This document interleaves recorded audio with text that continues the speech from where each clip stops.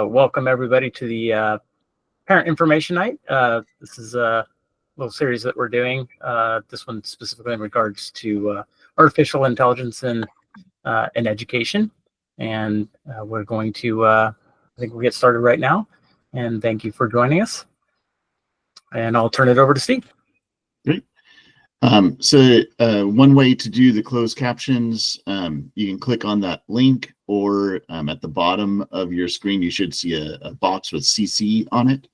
And then once you activate that, then you would be able to change the language if you need to use a different language. That can be helpful for accessing this. One thing is it is using Google Translate and it's not infallible. So just be aware that there could be some discrepancies in what it's displaying on closed captions.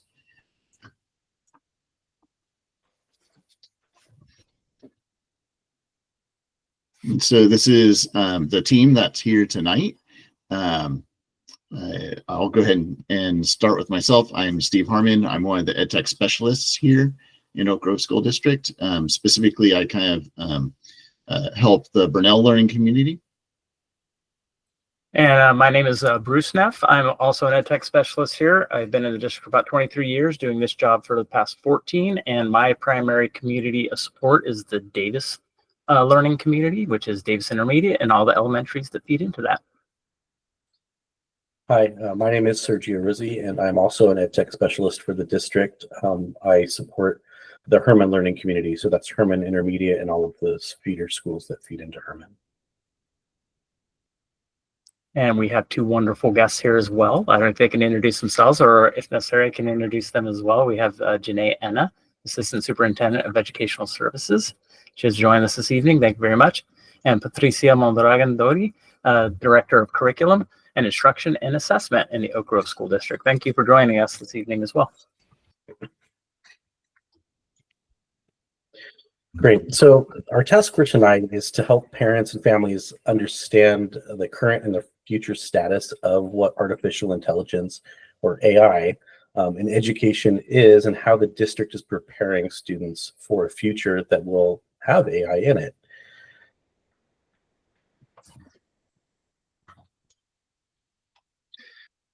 So just to get a little bit of background about AI, kind of maybe to set the stage with this, I'd like to begin with the idea of how AI, artificial intelligence, is something that's been around for actually quite a long time. It actually began back in about 1940s. World War II, computers, Alan Turing, father of AI, built a computer to help decode, code break, the Enigma code, which was used by the Germans in the war. And so that's kind of where this concept of utilizing computers to use repetitive tasks repeatedly to get information. So the idea of computers and AI specifically was born in the 1940. In the realm of education, came about more 1970s is when we began to see it a little bit more used in actually an educational environment.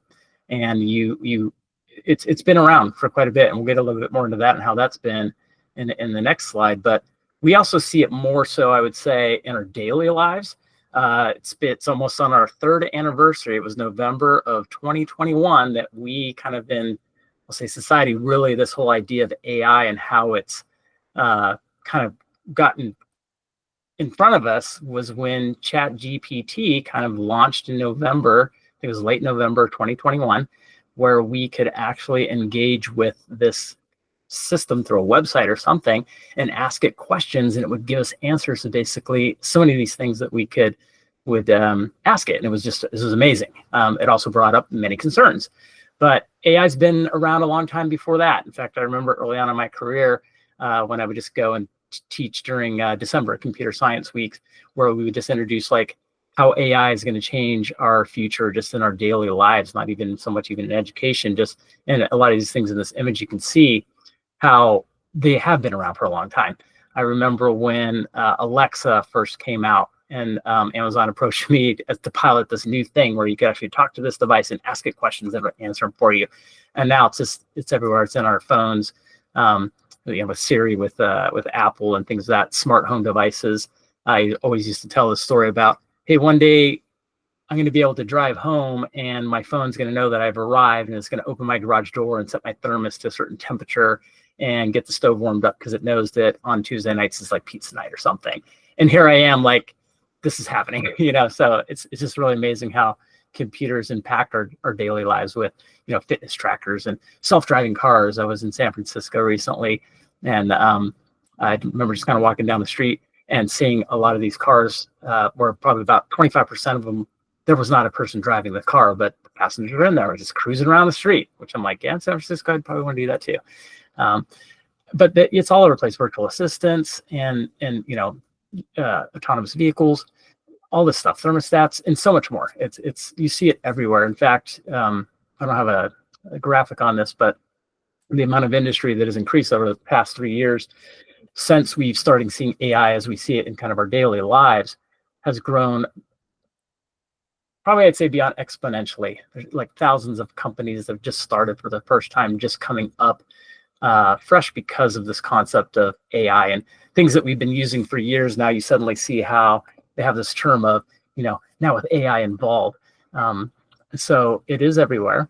And but our focus tonight really is to see how AI itself would be, how we address it or approach it differently in the educational environment, because it is in our daily lives. And it's important that our kiddos understand how this may be used early on as we're educating them. So that's kind of one of the things we'll be talking about soon as well. Another note as well, as we're going through this presentation, you'll notice we do have the mics muted at the moment. We will have Q&A at the end of this, which we'll definitely just have an open conversation, which will be great. We'll probably stop the recording at that point.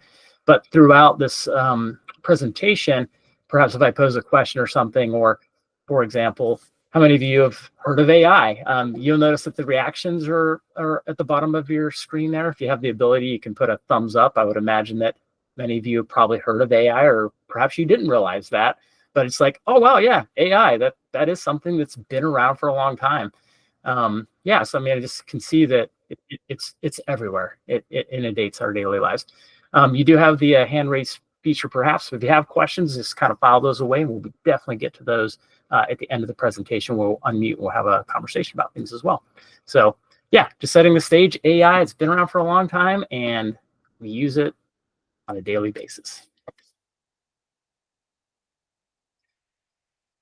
So moving forward, now we're kind of getting into this idea of, generative AI. So again, back 3 years ago, probably within the week, this idea of a generative AI application kind of changes. We have been using AI for many, many years, for about 50 years in some capacity in the educational environment. A lot of the stuff that we kind of have seen it and realize is where you have a kind of adaptive learning, where a computer, if you've had kiddos that have been in our district for a number of years, you're probably very familiar with a product that we have used for many years called iReady.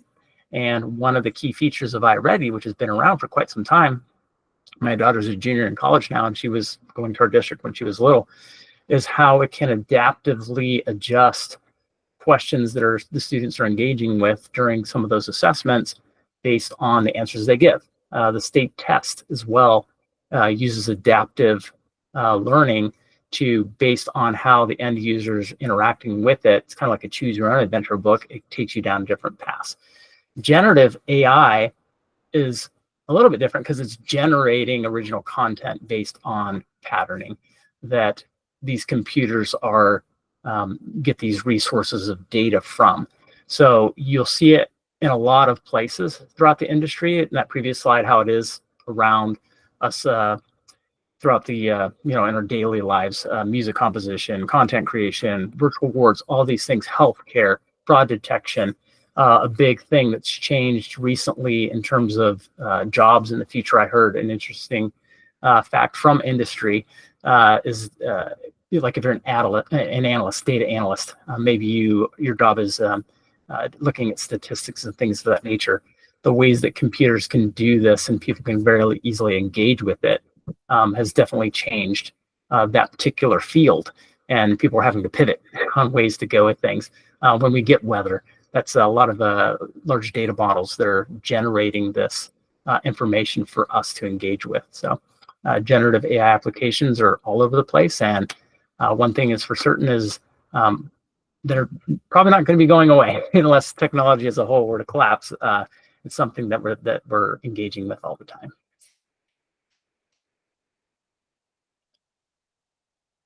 So this is a kind of a question I might pose to everybody to maybe set the stage is, so again, I had mentioned my daughter, my youngest, 22. I've been, like I said, in this for 23 years.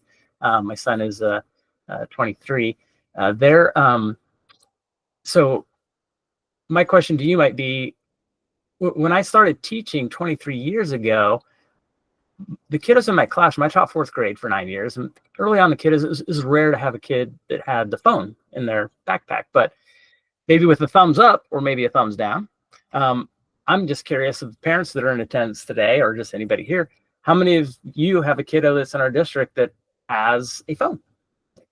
My kids graduated from our district, but I'm going to give that a thumbs up because my daughter, when she was earlier on, it was younger. Okay, so is either Jesse and Jonathan? No, and maybe that could be because of the age they're in. But one of the things I noticed about, I'd say 14 years ago when I was in the classroom, it was probably about, I don't know, maybe 20% of those kids seem to have a phone.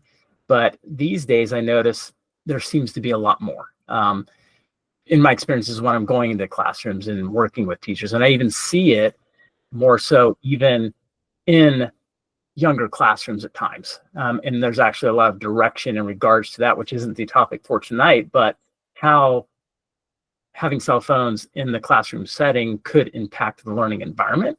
And this would be a great topic maybe for the end. I know some people have their hands up, which I'd love to hear what you have to say about that. And we will have definitely time at the end to have those discussions in regards to using the phones and how that may impact things. But since the focus is on AI, I was just kind of setting the stage in regards to the fact that technology is present in our lives, whether it may be in the classroom or outside of the classroom. And for my daughter, in regards specifically, I guess, to AI, her being a junior in college now, she actually has experiences where she's working with students or peers now, I should say, on how she has seen how AI has impacted that environment in regards to how education is being handled from the student's perspective or the professor's perspective. And we're just now starting to see that too with AI in education, how that is impacting even at the youngest ages, where maybe teachers are using it as a resource to help them to be more efficient, but also curious whether or not students may be using that. So thank you for letting me know, like maybe if the kids have phones, but just out of curiosity of the parents that are here, how many of you have actually tried to use some sort of chat bot, like an AI chat? Maybe you went to a chat GPT and asked it a question or something like that. Thank you for doing that. Yeah. It's an interesting skill. It's quite amazing how profound that is.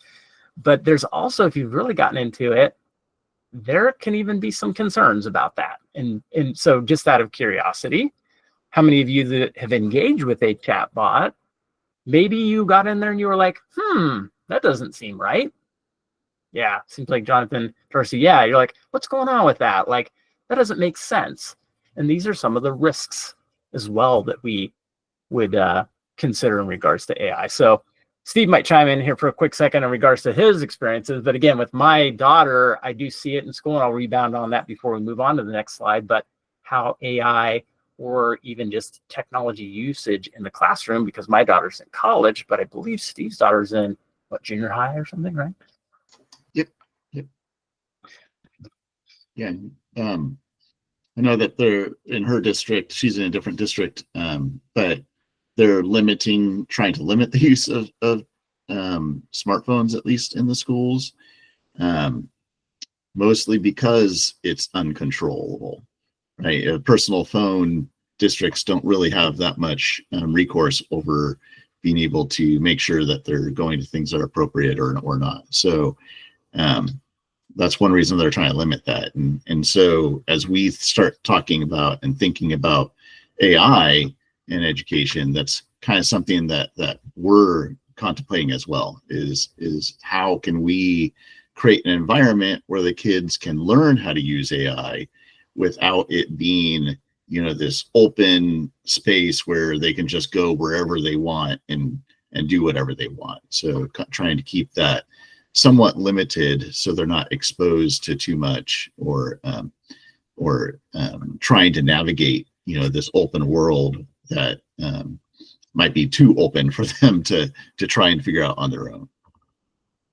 Yeah. Thanks, Steve. Yeah. So again, kind of relating back to experiences that my daughter is in junior in college now, and some of the things that she sees around her is how it's so easy for somebody to simply take information or some sort of assignment and cut and paste it into some sort of chat to get an answer. And that is a very valid concern. So these are the things that we, as our district in Oak Grove, things that we're exploring, and quite honestly, throughout the nation. There's some great documents that I'll be sharing with you near the end of this presentation, some ideas on how to approach AI from the Department of Education, as well as some states that are making some great headway in how to approach this in the educational environment.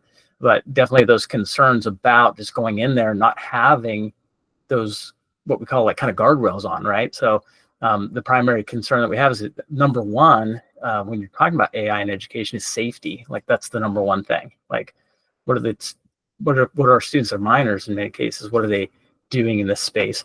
Another thing is the ethical use of AI. So what's right? When is it right to use it? When is it not right to use it? There's a lot of things that we can think about with that, and we'll kind of get into that a little bit later as well. And then also there's a big question of equity.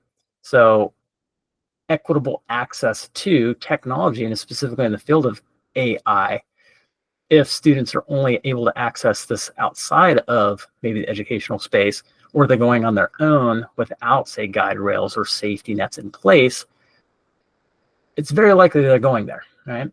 So this is a concern. So if we're not able to create an environment where we can help them, that may be some things that, in some of my research that I've been finding, is we need to take in consideration when we're coming up with plans around this. So we're going to move forward on that and just transition into, thanks for sharing your thumbs up and thumbs down perhaps on where you're at with some tech and with that. But we're going to move into some of the, if in fact your students are using tech outside of an educational space, what are some things to consider?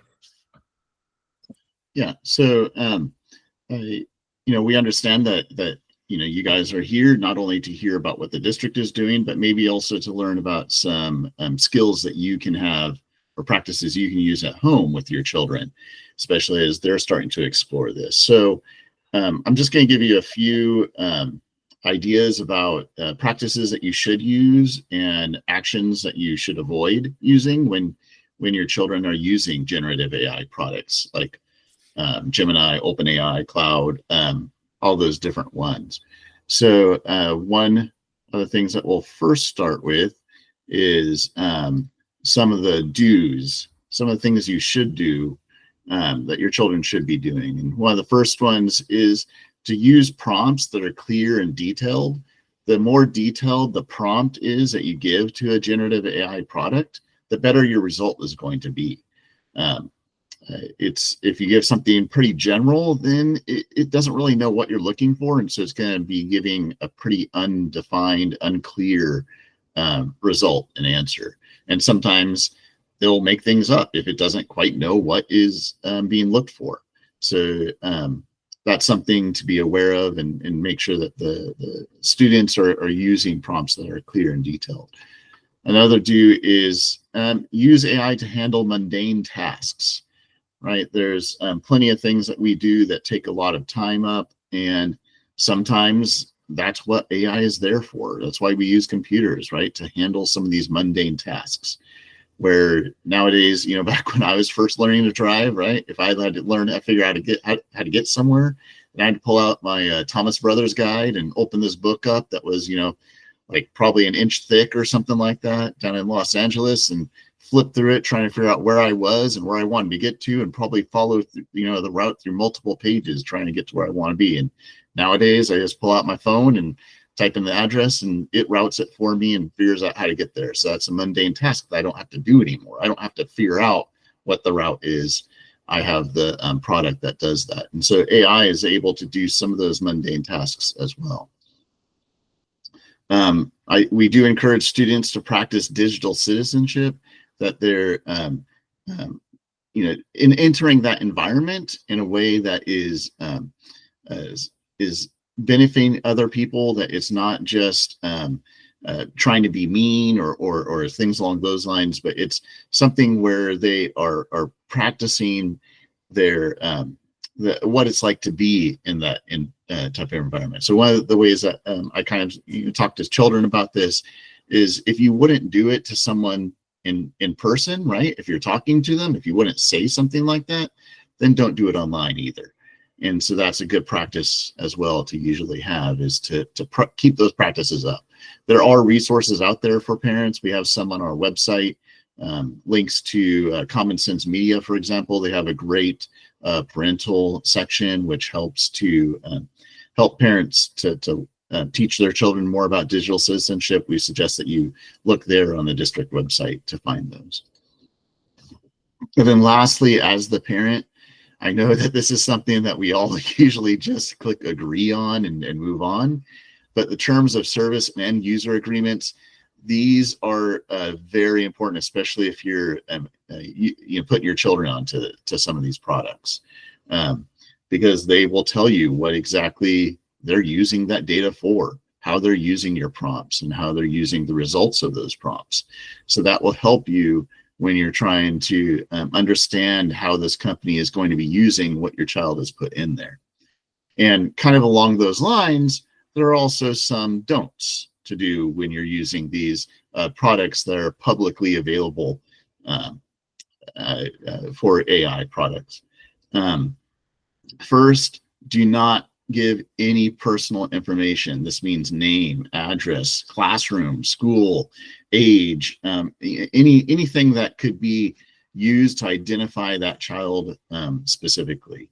If I use public AI products, then oftentimes if I'm writing in something, I say use this name, I usually make up a name.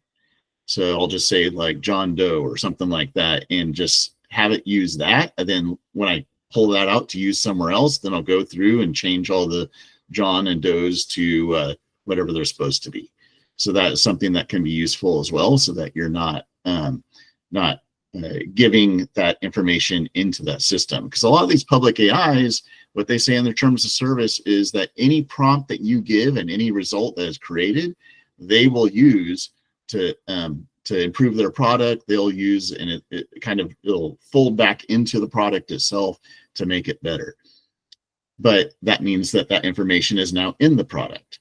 So that can be a dangerous thing as well, especially if you're looking at children's information. Don't blankly trust the output, right? These public AI products are not infallible. They do make mistakes.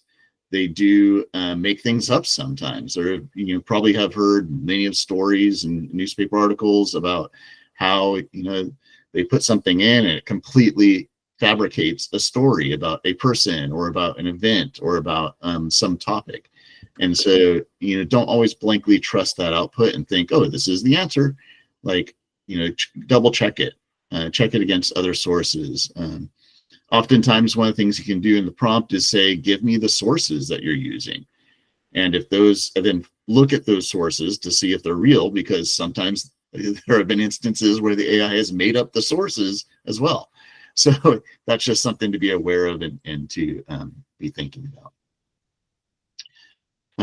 Don't use it to do assignments for you or to cheat. So these products are not designed to do your work for you, right? Like that's not what they're supposed to be for, especially for children. It's designed to provide a help or an aid to their learning and to their development and to our work, that type of thing. And if you're using it to if you're using a public AI product to do something for you, then it's not necessarily going to be your work. And especially with children, we want them to be able to do the work themselves so that they can increase their learning. But it can be used as a way to help them, to guide them a little bit. And so that's one of the reasons why we move forward with some of the policies and practices that we're going to be talking about soon as well, that we're implementing in Oak Grove School District. Great. So now we're going to be talking a little bit about what some common uses for AI would look like while in the classroom or in education in general. We have things like personalized instruction. So that gives the opportunity for the child or student to basically let the chatbot or the artificial intelligence learn a little bit about that student's knowledge, like what they already know about a topic and what they want to learn more about. And then it can give the student an opportunity to then type out what they learned. And then it would remember that information so that next time when they log in, it can pick up where they left off, and they're not just having to start from the very beginning again. Or maybe they already know a lot about this topic and they can prove it by just answering a couple questions and then moving on. We also see that it can increase the motivation and engagement for a student. Some of these chatbots or tutors can be curated in a way where it learns the interest of what a student is really into, what kind of TV shows, what kind of hobbies, what action figures, or other things that like music that the kid likes. And then it can start to interact with the student in a way that almost feels as if it's a friend or a person that knows them well enough to give analogies about a certain topic, or to just basically have relatable stories to connect with that student to make it less boring and more engaging. We also see the ability to have improved data analysis, which is great for the teacher and groups of students. It can help by sorting out what the challenging concepts are in class. It can help for checking for understanding during activities, saving a lot of time, and seeing what students are spending more time on struggling, and maybe how the accuracy is on certain topics. So it gives a really quick way of a teacher basically saying, okay, great, 95% of the kids in my class got this, and I don't have to necessarily sit there for an hour and go through quiz after quiz to find that out, when I know that everybody missed number 3, and I know that right now, and I can even talk to that before class is over. Other things that it can do is adaptive learning, which we talked a little bit about earlier with some of our assessments, where it can give students a few questions about a topic or a standard. If they get like 3 of them right in a row, it might up the skill level or the challenge for them. If they start struggling, it'll lower the ability. And so this is something that teachers definitely can do. It takes a lot of time sitting down with a student, looking at that material, looking at the answers and the questions, and making a tailored experience for them. But this does save some time to get some results to better inform teachers of where they can best put their time and efforts. 24/7 tutors, we're going to talk a little bit about that in our next slide, about what these chatbots and tutors can look like for students, and how that they can be tailored so they're not necessarily just there to give answers. And then the last thing is just increased accessibility, which I think is really neat, because as a teacher, I can find an article that I want my class to read or learn about, and I can put it into some of these systems and then basically say, well, Johnny's reading a grade below in his reading level, but I still want him to have this content, so it'll scale the reading level down to his reading level. He can still get the same content concepts, and maybe even have it help translate if that's a problem for another student.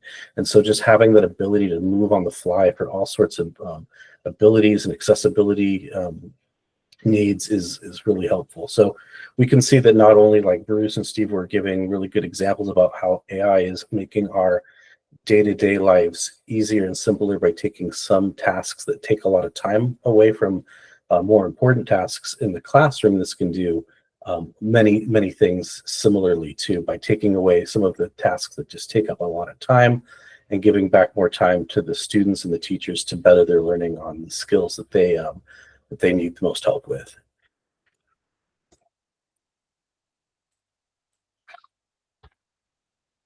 So there are a lot of AI tools in education, especially in the last few years. This has been a very popular business for a lot of companies to really start diving into, is basically introducing AI to education. And one of the most important things is the student safety and information that we provide to these companies. We always make sure that we're going to be checking that they're meeting data privacy standards, and that we don't give information to a company that's not already signed the student data privacy agreement. One of the companies that we're looking into and exploring this year is a company called Skillstruck, and they make a product called Chat for Schools. It's currently being explored and used by teachers and students at 3 of our school sites.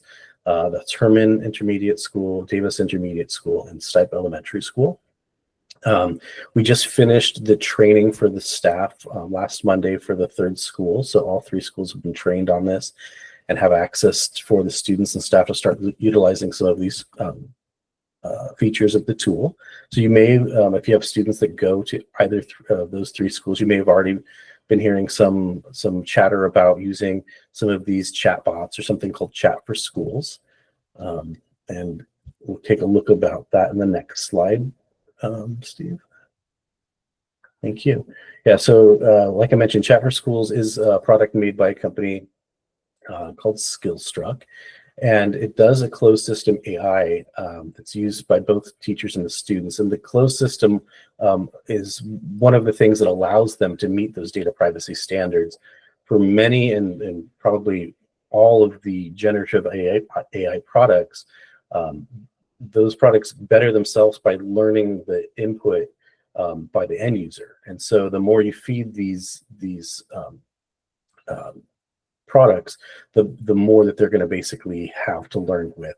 With the closed system here, they're not necessarily getting things from outside or sending that stuff outside to help build the model. It's using it all internally.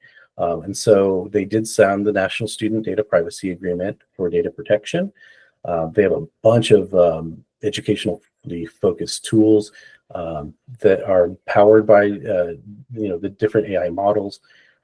And they can do some really cool things like create custom tutors using Socratic method, which basically will make sure that the students aren't just asking a question and getting an answer.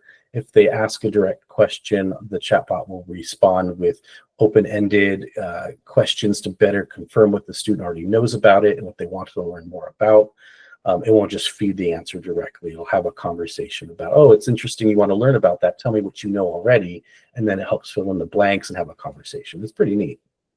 And then, like I was saying earlier, if as a teacher you want to design this to say, well, most of my students really like to play Roblox or they play Rocket League, so can you make it more like that? Or they want the chat bot to be in like Snoop Dogg, so can they talk to Snoop Dogg while they're deep learning about the water cycle? It's kind of fun to see that interaction and engagement the students have when they feel like they're talking to a celebrity or something like that. And so the Socratic method option is really neat, especially for the educational environment.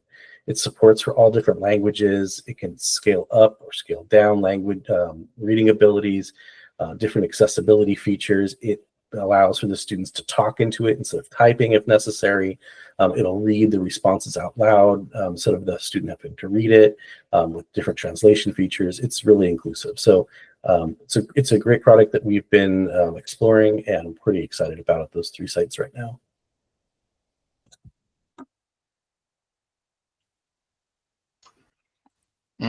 So we're going to have questions at the end. There are 2 things that we do want to bring up a little bit that deal with technology that we just want to make you guys aware of as well. And so we're going to keep kind of a large section of time at the end to talk more about AI in education and any questions you might have or things along those lines. But one of the things that we wanted to bring up as well right now is we started using a product this year called GoGuardian, and it's our content filter. So make sure that the students aren't going where they're not supposed to, and things along those lines. And one of the features of this product is that it has a parent portal, and the parent portal is is a way for parents to see what their child is accessing through their through the school provided device. And they also, after school hours, you can set up blocks to prevent them from accessing internet sites outside of school hours. So that would be like if, you're like, oh man, from the time that my kid gets home, they're watching YouTube and I can't stop them, right? Something like that.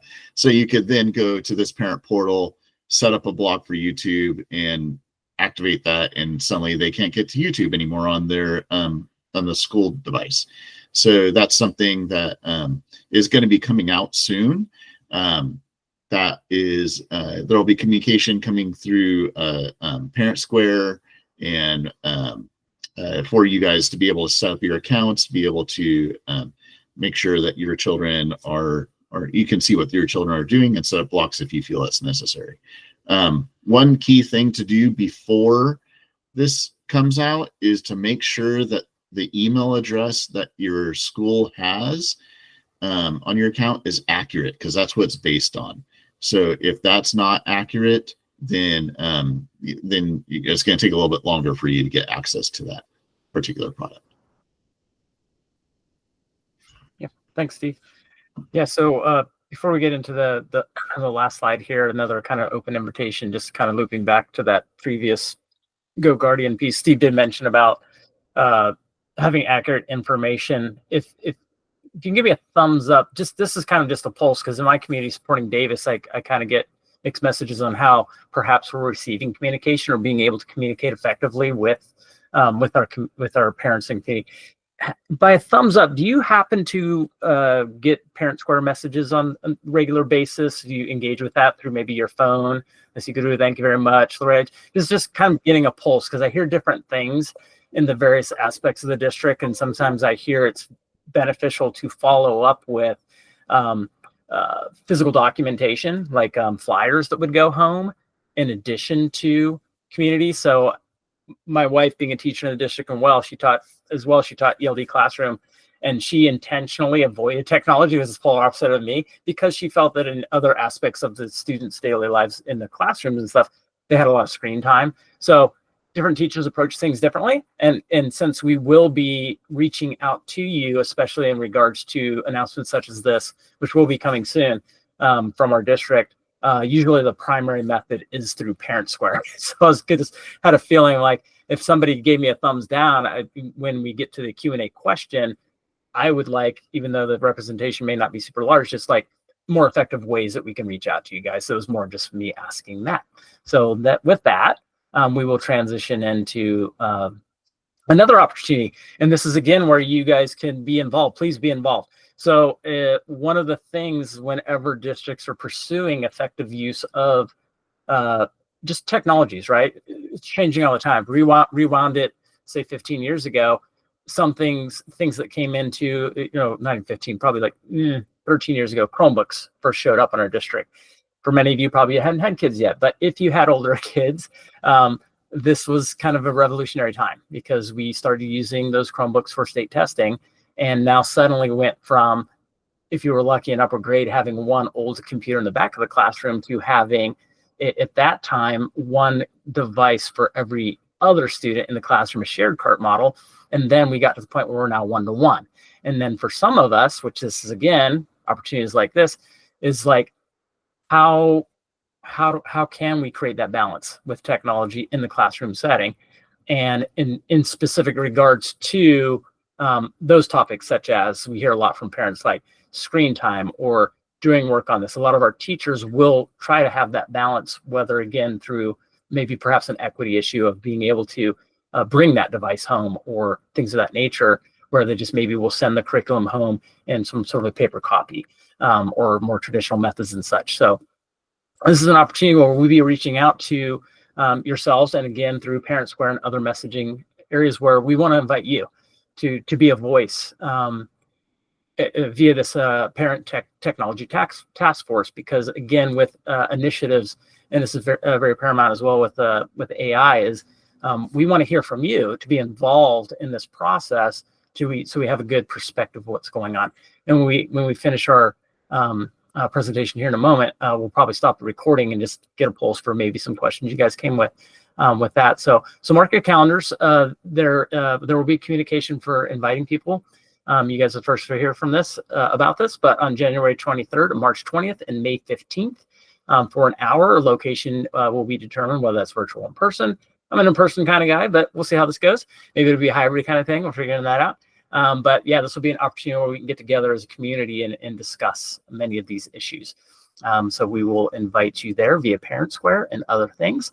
And with that, before we end the recording and open up the mic to you as well, to hear what you guys have to say, or if you have any questions that perhaps we haven't addressed. This is very kind of surface layer with some of this stuff, but this gives us an opportunity to chat about it. So with that, if anybody, either Janae or Patricia, has any remarks they'd like to share, or perhaps we could save for the presentation to end, we could do it then as well. Yeah, thank you, team. I'm just looking forward to hearing what's in the room in terms of questions and conversation.